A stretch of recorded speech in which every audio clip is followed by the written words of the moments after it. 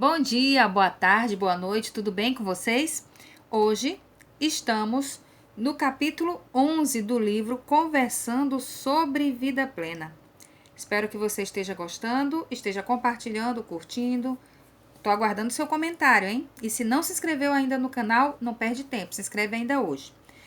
Hoje vamos falar sobre o agente abortivo chamado não aceitação de si mesmo.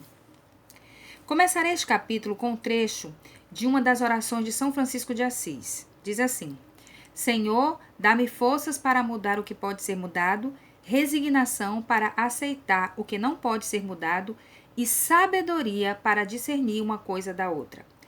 Cada dia eu me convenço que grande parte do sofrimento humano consiste exatamente em ficar insatisfeito e focar no que ele não pode alterar e não fazer nada a respeito daquilo que ele tem todas as possibilidades de alterar. Existem situações em sua vida que não dependem de você e que jamais serão mudadas. Por exemplo, sua nacionalidade, sua naturalidade, seus genitores, sua cor, seu gênero sexual, sua altura, seu tom de voz, a condição financeira em que sua família estava quando você nasceu. Enfim, existem pessoas que passam a vida inteira odiando o seu país, a sua cidade. Acham que esses fatores têm culpa nos seus resultados e acham que a felicidade é conseguir ir morar bem longe de suas origens. Outras pessoas não gostam da cor de sua pele, não se aceitam. Elas são as que mais reclamam de preconceito. Elas veem no outro uma não aceitação que está nelas mesmas e vivem numa neura. Não estou negando situações de preconceito e repudio, mas é nítido que muitas pessoas têm problema com a sua própria cor e acabam projetando isso nos outros, como se todos tivessem que aceitar sua cor quando nem elas mesmas aceitam. Se houvesse uma autoaceitação, seriam evitados muitos conflitos. Elas também acabam concluindo que sua cor da pele é culpada por seus resultados. Há aqueles que se sentem inferiores por serem baixinhos, outros se sentem inadequados por serem altos demais. Os maiores conflitos hoje estão em torno do gênero sexual. Não vou me aprofundar nas discussões de gênero, pois biologicamente só existem dois, feminino e masculino.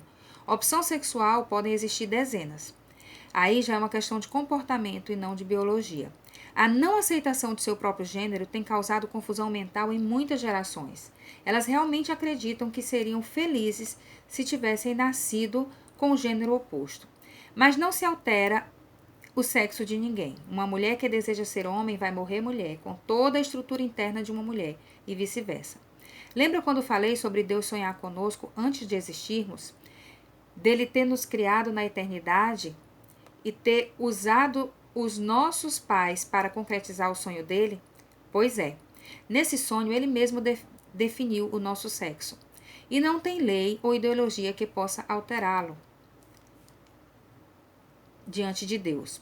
E quanto mais uma pessoa não se aceita enquanto gênero masculino ou feminino, mais confusa, frustrada e vulnerável a todos os tipos de sentimentos negativos ela ficará. Como ter vida plena se você não aceita a maneira como Deus lhe criou e o cenário que ele separou para você vir ao mundo? Minha filha primogênita nasceu com um sinal no nariz, tipo um arranhão. Quando ela começou a crescer, ficou incomodada com ele e se sentia mal, porque as pessoas perguntavam sempre o que era aquilo. Eu disse a ela que Deus mesmo a marcou e que ela é linda assim, e que quando Deus colocar em sua vida um homem que a ame, ele vai amá-la desse jeitinho. Precisamos olhar no espelho e entender que Deus é o nosso Criador e que nascemos dessa forma e nessa família terrena com um propósito. Eu conheço pessoas que já fizeram muitas cirurgias plásticas. Elas eram bonitas e agora estão desfiguradas. Muito desse vício está ligado a uma profunda não aceitação de si mesmo, a uma baixa autoestima. Existem pessoas cujos pais tiveram que mudar de cidade em cidade e elas nunca conseguiram criar raízes. Elas não têm amigos de infância porque nem dava para criar vínculo e já tinha uma nova mudança pela frente. Isso não foi uma escolha delas e elas não podiam mudar. Foi essa a história delas e cada um tem a sua. Resta saber se vão aceitar esse fato ou se vão ficar murmurando porque queriam ter nascido numa família que é uma árvore, que nasce, cresce e morre no mesmo lugar. Vou falar de uma necessidade de aceitação que é vital para a sua qualidade de vida, a aceitação de seus pais. Você precisa abraçar os seus pais, independentemente deles não terem sido o ideal ou até mesmo, em alguns casos, terem lhe feito muito mal. Abraçar não é concordar e nem ser obrigado a conviver, mas é aceitar que sua não aceitação, sua revolta, sua mágoa não vai alterar a realidade de que eles são seus pais, que você veio deles e que você tem 50% de cada um. Aceitar-se a si mesmo passa pelo processo de abraçar os pais. Você só será livre para fazer boas escolhas na vida quando decidir fazer isso.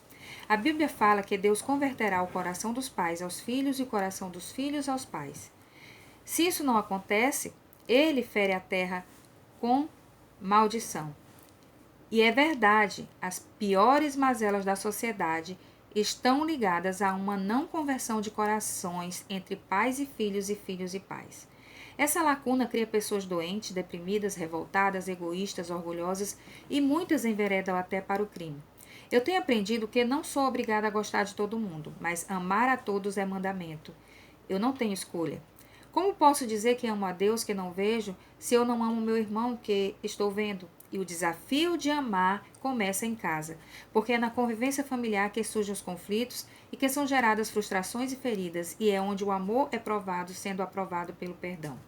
Eu quero falar para as mães divorciadas, separadas ou até mesmo as mães solteiras que cuidam dos filhos e que têm razões de sobra para se arrependerem de terem escolhido os pais de seus filhos. O sentimento de não conseguir se perdoar por essa escolha é terrível, mas isso não muda a realidade. Seus filhos, que vocês tanto amam e protegem, terão para sempre 50% dessas pessoas que vocês escolheram lá atrás.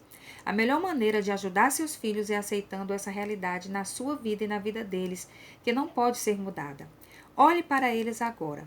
Veja seus rostos, seu sorriso, seu potencial, sua inteligência, suas qualidades. Sei que vocês amam demais esses seres, não importa se são bebês ou se já são adultos. Pois é, se eles tivessem outro pai, eles não seriam exatamente assim. Então, agradeçam a Deus porque eles são eles e porque a outra parte colaborou com 50% para que essas maravilhas da criação viessem ao mundo. Abrace o pai dos seus filhos para que seus filhos consigam abraçar a si mesmos. Não falo abraçar literalmente, mas aceitar com gratidão que isso não pode ser mudado. Quando vocês se debatem com aquilo que não dá mais para mudar, a mensagem aos filhos é que eles não são bons também, entende? É uma ofensa a eles e isso dificulta que um dia eles se aceitem, o que pode gerar conflitos intermináveis em cada fase de suas vidas. Eu tenho uma amiga psicóloga que me falou sobre constelação familiar e eu fui ler a respeito, já que não tinha dinheiro para fazer uma ou várias sessões, e consegui entender tudo.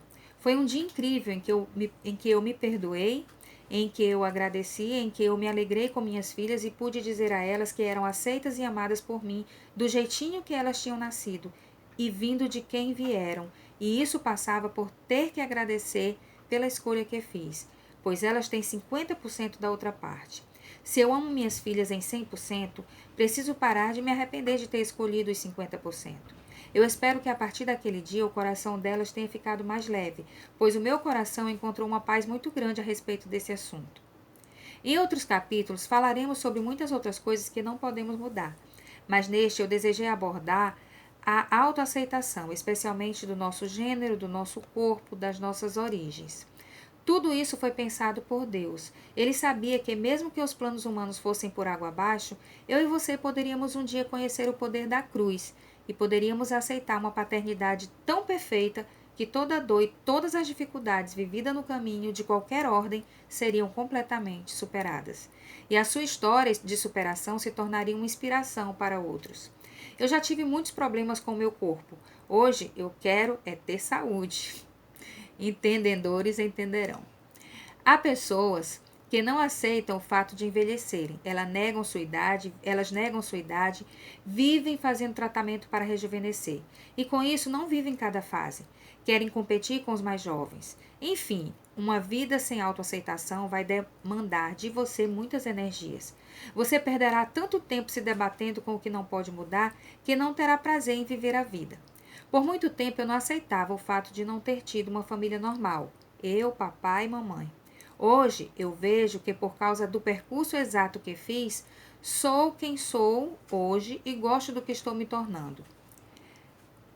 Além de que é balela achar que só porque a pessoa nasceu numa família normal, Ela é feliz e não tem problemas. Algumas das pessoas mais complicadas com quem vivi tiveram uma família padrão, porém não era uma família saudável. O importante é você um dia conhecer a Cristo e receber de Deus uma nova filiação, aquela filiação eterna, e fazer parte da família de Deus, vivendo os princípios e os valores de Deus e tendo vida plena, mesmo vindo da família que veio, tendo a cor, o gênero, a idade, a altura, o tom da voz que tem. Deus é criativo. Nem gêmeos idênticos têm o mesmo digital. Isso não é incrível? Todos esses fatores que você não pode mudar, Deus usará. Foque naquilo que você pode mudar ou deixe que Jesus viva em você. Essa é a revolução do verdadeiro cristianismo. Vamos às perguntas para reflexão. 1. Você tem problemas de autoaceitação? Em que áreas? Explique sua resposta. 2. Como sua não aceitação tem impedido você de ter vida plena? 3.